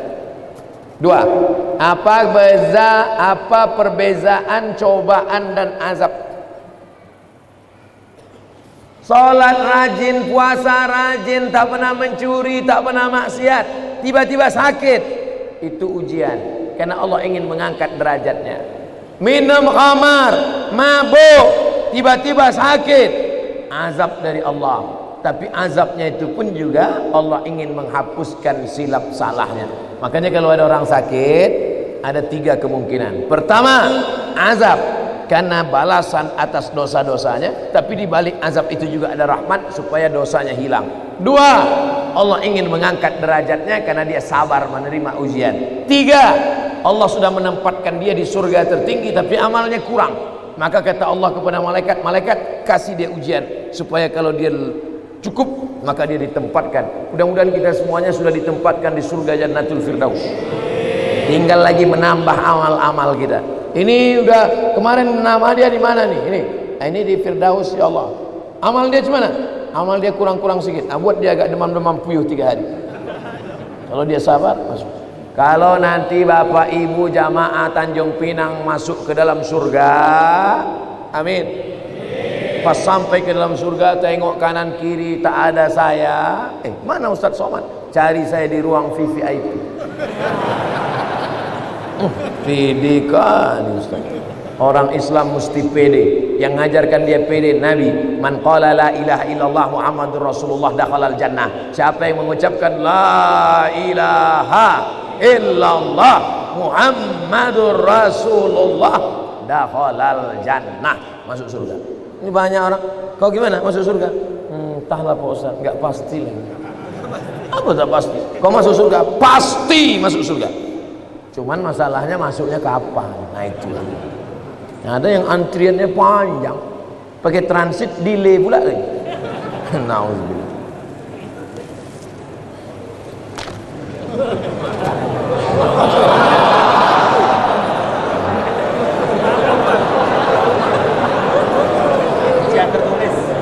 Ujian lisan tertulis.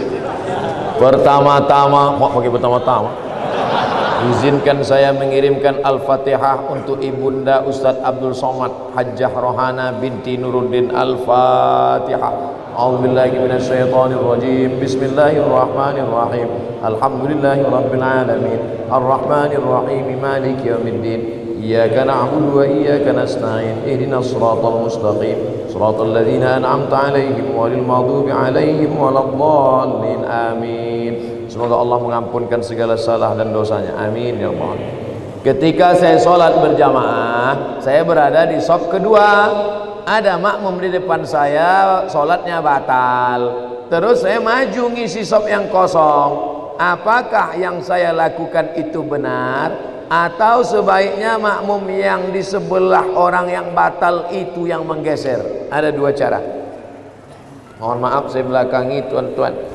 Yang jadi patokan imam di tengah. Imam di tengah. Lalu kemudian di mana orang yang batal tadi? Di sini. Kalau orang yang batal tadi di sini, maka sop sini rapat kemari. Kalau yang batal tadi di sini, yang sop sini datang kemari. Karena rapatnya kemari, bukan ke sana.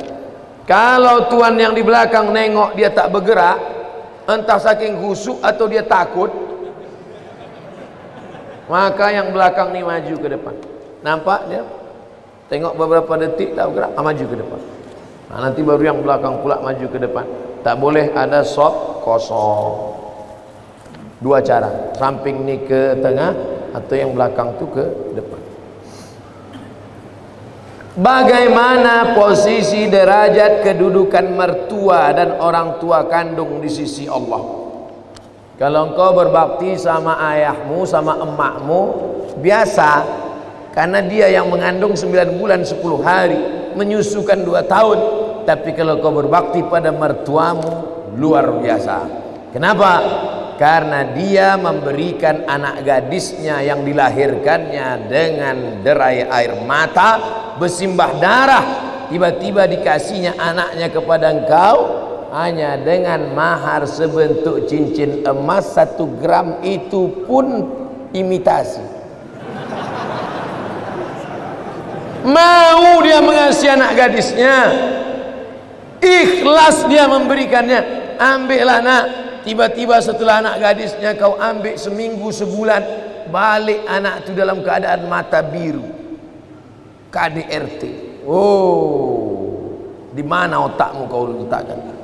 Oleh sebab itu maka berbakti sama ibu biasa. Aku sayang sama engkau mak, biasa. Karena makmu yang menyusukanmu 2 tahun.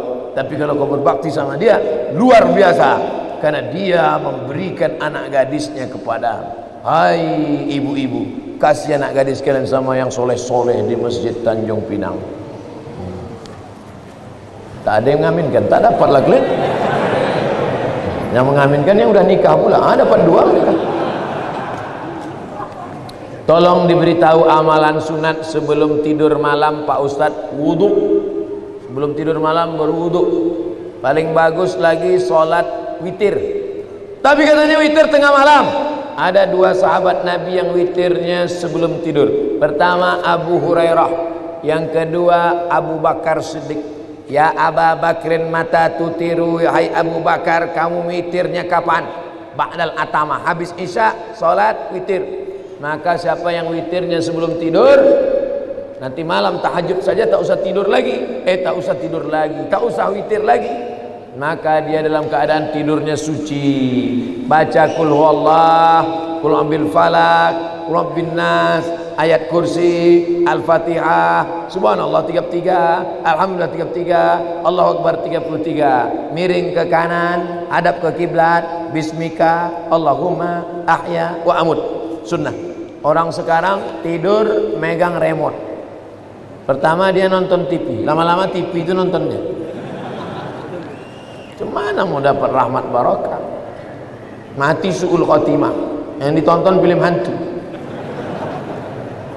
Saya tahu Ustadz tidak merokok, tapi tolong beri saya motivasi untuk stop merokok. Udah capek udah saya cerita rokoknya.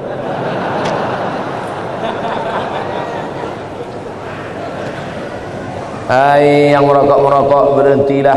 Satu hari 10.000, satu bulan 300.000, satu tahun 3 juta, satu tahun 3.600.000 sudah bisa beli kambing kurban. Bisa apa tak bisa? Bisa. 2 ekor kambing bisa kurban. Coba mulai besok. Kalau mulut tu agak masam, cari permen. Tak tahan juga, rokok agak satu isap, tak boleh. Perlahan. Tanya orang yang sudah berhenti itu, gimana cara dia bisa berhenti? Di luar negeri orang berhenti karena pajak rokok ditinggikan setinggi-tingginya. Semoga Allah senantiasa melindungi Ustaz. Amin ya rabbal alamin. Berapa banyak dari pendapat tabi'in yang boleh kita ikuti dan kriteria pendapat tersebut. Mohon doa untuk anak kami M. Nabil dan Rafika Gunawan menuntut ilmu di pondok. Nanti di akhir majelis kita sama-sama berdoa semoga anak-anak kita semuanya menjadi penghafal Al-Quran, jadi para mujahid yang menolong agama Allah ini dengan harta dan nyawa mereka insyaallah. Ada tabi'in namanya Al-Imam Al-Hasan Al-Basri, kampungnya di Basrah, Irak. Maka ucapan-ucapan dia itu banyak dijadikan sebagai sandaran pendapat. Kriteria menerima pendapat tabi'in itu adalah, kalau dalam tafsir itu ada 4. Tafsir ayat Quran dengan Quran, tafsir ayat Quran dijelaskan hadis Nabi, tafsir ayat Quran dijelaskan oleh pendapat sahabat, tafsir ayat Quran dijelaskan oleh tabi'in. Tengok tafsir Tabari, ada tafsir Ad-Dhahhak, ada tafsir Mujahid, ada tafsir Ikrimah. Itu semuanya adalah tabi'in yang memberikan penafsiran. Tapi kalau dia bertentangan dengan Quran, bertentangan dengan sunnah, maka tidak dapat diamalkan. Tapi mustahil mereka membuat-buat pendapat, karena mereka adalah ahlus sunnah wal jamaah. Tabi'in yang condong kepada Qadariyah, Jabariyah, Mu'tazilah, fitnah khalqil Quran, keluar dari ahlus sunnah, maka tak bisa dipakai. Nah, ini semua harus dengan syarat dan ketentuan berlaku. Kalau orang sakaratul maut mengucapkan istighfar, bagaimana itu Pak Ustaz? Tidak mengucapkan la ilaha illallah. Laqinu mautakum, talqinkan ke telinga sebelah kanan, la ilaha illallah. Nanti lidahnya nampak bergerak, suara udah tak ada lagi, bibir tak lagi bergerak. Hebatnya Allah Ta'ala, ada kalimat kalau diucapkan tak perlu bibir bergerak, lidah saja bergerak, tak bersuara, la ilaha illallah. Kalau sudah mulutnya, lidahnya nampak bergerak la ilaha illallah, diam, jangan ganggu. Tapi kalau dia meracau, berapa harga sawit, berapa ikan sekilo, nah, ingatkan la ilaha illallah sampai akhir kalamnya, la ilaha illallah. Bagaimana kalau dia pas mau mati itu astaghfirullah, tak masalah, karena substansi makna la ilaha illallah ada dalam astaghfirullah, ada dalam salawat, ada dalam subhanallah, ada dalam alhamdulillah, ada dalam Allahu Akbar. Nabi ketika mau meninggal dunia, apa kata Nabi? Allahumma ar-rafiqul a'la Allahumma ar-rafiqul a'la. Kata Nabi, tengok kitab Ar-Rahiq Al-Maktub. Allahumma ar-rafiqul a'la. Ya Allah, akan bersama dengan sahabat-sahabat a'la yang tinggi, nabi-nabi, siddiqin, syuhada, orang mati syahid, salihin. Jadi jangan nanti waktu menengok ada orang sakratul maut, astagfirullah, su'ul khotimah.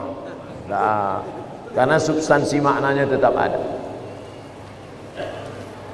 Bagaimana para rawi zaman dulu membukukan hadis? Bagaimana cara mereka membedakan hadis asli dan hadis palsu? Al-bazinjan sifaun min kulli da. Terong obat dari segala macam penyakit. Itu contoh hadis palsu. Terong obat segala macam penyakit. Siapa yang membuat hadis palsu? Tukang jual terong.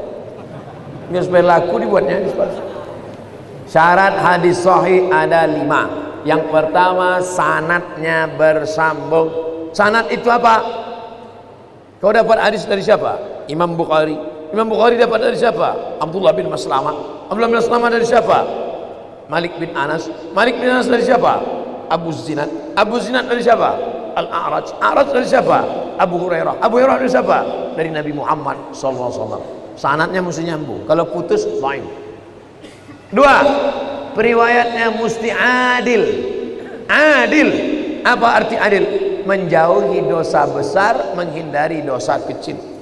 Dulu, kalau ada periwayat hadis yang tidak menutup kepala, tak diterima hadisnya. Karena tidak adil, tidak melanggar, sudah melanggar muru'ah. Makanya dulu periwayat hadis itu pakai sorban, pakai topi, menutup kepala. 3. Babit, ingatannya kuat. Ada orang alim tapi pikun, tak diterima hadis. Makanya kata Malik bin Anas, aku ketemu di Masjid Nabawi ini dengan orang-orang soleh. Kalau aku minta dia berdoa, turun hujan. Saking kan kabul doa, saking kan banyak zikirnya. Kalau aku suruh mereka berdoa, turun hujan. Tak perlu istisqa ramai-ramai. Satu orang saja berdoa, turun hujan. Tapi aku tidak meriwayatkan hadis dari dia. Kenapa? Karena pikun, tak ingat. 4. Riwayat dia tak boleh bertentangan dengan riwayat yang lain. Namanya syaz, mukhalafatus thiqah liman huwa awsaq minhu. 5. Tidak boleh ada illat. Illat itu apa? Sababun khafiyun yaqdah fi sihhatil hadis. Ada sebab walaupun kecil yang membuat hadis itu jatuh derajatnya, maka tak bisa diamalkan. Inilah kriteria yang dibuat ulama dalam kitab-kitab ulumul hadis, ilmu-ilmu hadis. Saya sedang hijrah, mendekatkan diri kepada Allah, tapi saya terbayang hal-hal kemaksiatan di saat saya dulu masih sendiri. Saya mohon bagaimana hijrah saya ini betul Pak Ustadz. Jangan sendirian, karena serigala akan menerkam kambing yang memisahkan diri dari jamaah. Buatlah komunitas, komunitas pemuda hijrah, komunitas jilbabers, komunitas hijabers, komunitas jombloan sejati, komunitas bikers syariah, komunitas anak begadang malam tapi tahajud rajin.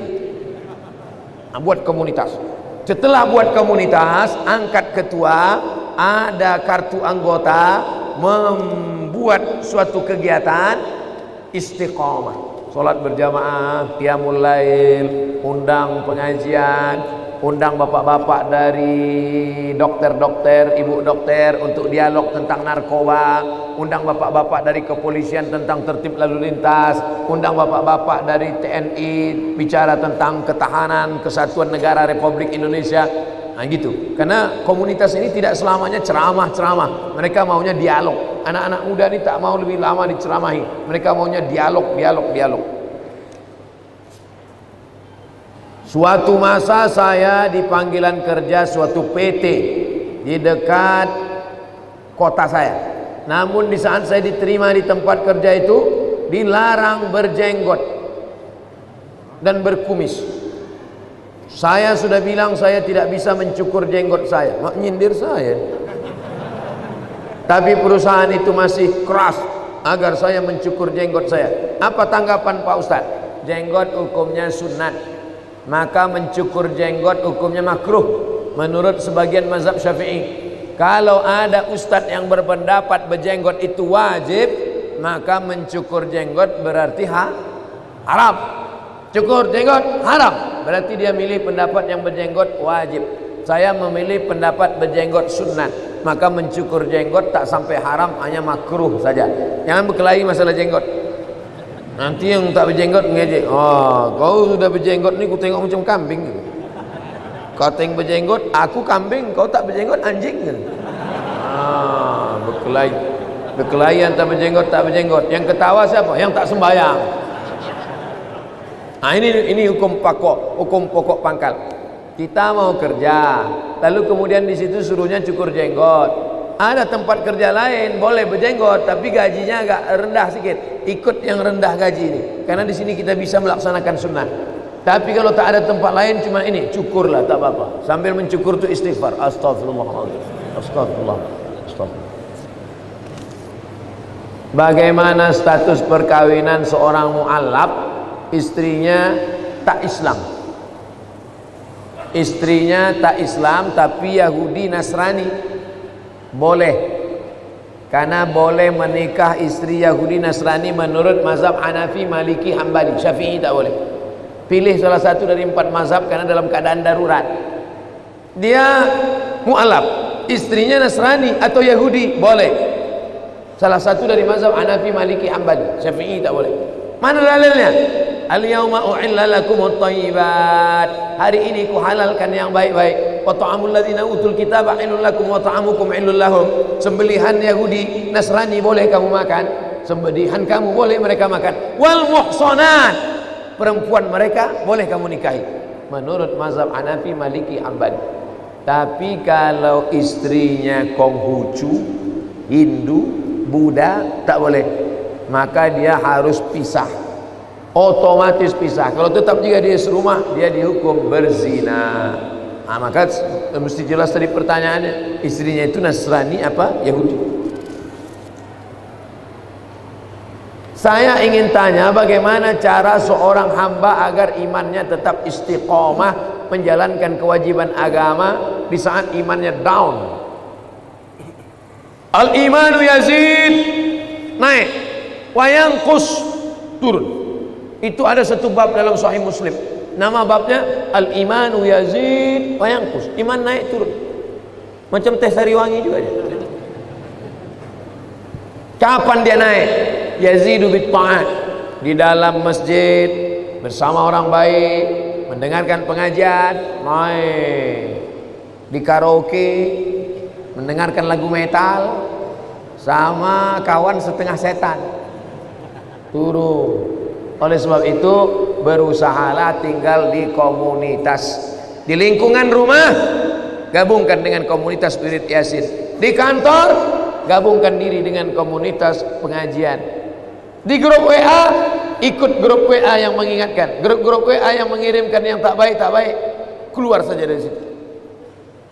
Nah, jadi untuk menjaga istiqomah ini kita mesti jaga. Dari mulai bangun pagi dengarkan radio pengajian, tonton TV pengajian, sampai di kantor komunitas kawan-kawan yang pengajian.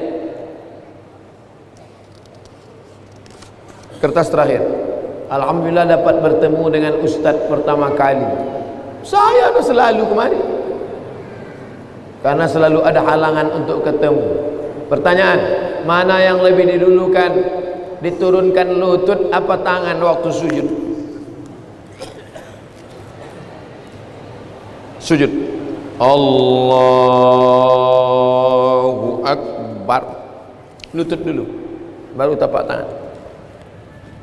Mazhab Syafi'i. Hadisnya riwayat Abu Wa'il.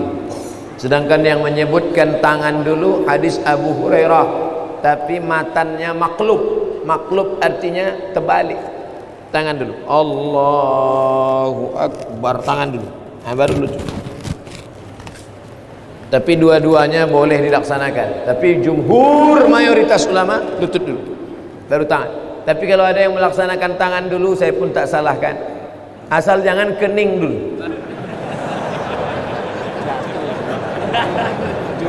Itu terjungkal namanya. Lutut dulu. Jumhur mayoritas ulama. Kalau ada yang membuat tangan dulu, termasuk buku sifat salat Nabi Nasruddin Albani, kata dia tangan dulu. Tapi mayoritas ulama lutut dulu. Salat istisqa sebaiknya dilakukan pada saat kapan Pak Ustaz? Salat istisqa dilaksanakan pada saat kemarau panjang. Cara pelaksanaannya dua. Yang pertama, sedang khutbah Jumat. Nabi sedang khutbah Jumat, masuk orang Arab Badui. Ya Muhammad, halakatil amwal. Kebun kami kering, kambing kami mati. Nabi sedang khutbah, langsung Nabi angkat tangan, aghithna, aghithna, aghithna, turunkan hujan, turunkan hujan. Selesai salat Jumat, keluar Masjid Nabawi, basah lantai, basah tanah Masjid Nabawi. Begitu kabulnya doa Nabi. Jadi melalui salat Jumat. Yang kedua, salat istisqa khusus. Di mana Nabi salat istisqa? Nanti Bapak Ibu kalau pergi umrah, cari ini kiblat sebelah kanan ada namanya Masjid Ghumamah. Ghumamah arti awan. Karena Nabi waktu salat istisqa datang awan di atas. Tinggal turun saja lagi. Selesai istisqa turun dia ke bawah. Saking kabulnya doa. Kenapa doa kita tak dikabulkan? 4. Mat'amuhu haram, makanannya haram. Mashrabuhu haram, minumannya haram. Malbasuhu haram, pakaiannya haram. Wa ghudhiya bil haram, disuapkan makanan haram.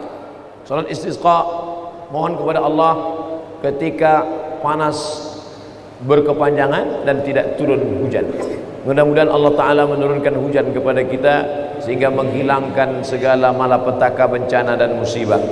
Ala hadhihi niyah wa kulli niyatin salihah. Al-Fatihah. A'udzu billahi minasy syaithanir rajim. Bismillahirrahmanir rahim. Alhamdulillahi rabbil alamin. Arrahmanir rahim. Maliki yaumiddin. Iyyaka na'budu wa iyyaka nasta'in. اهدنا الصراط المستقيم صراط الذين أنعمت عليهم غير المغضوب عليهم ولا الضالين آمين.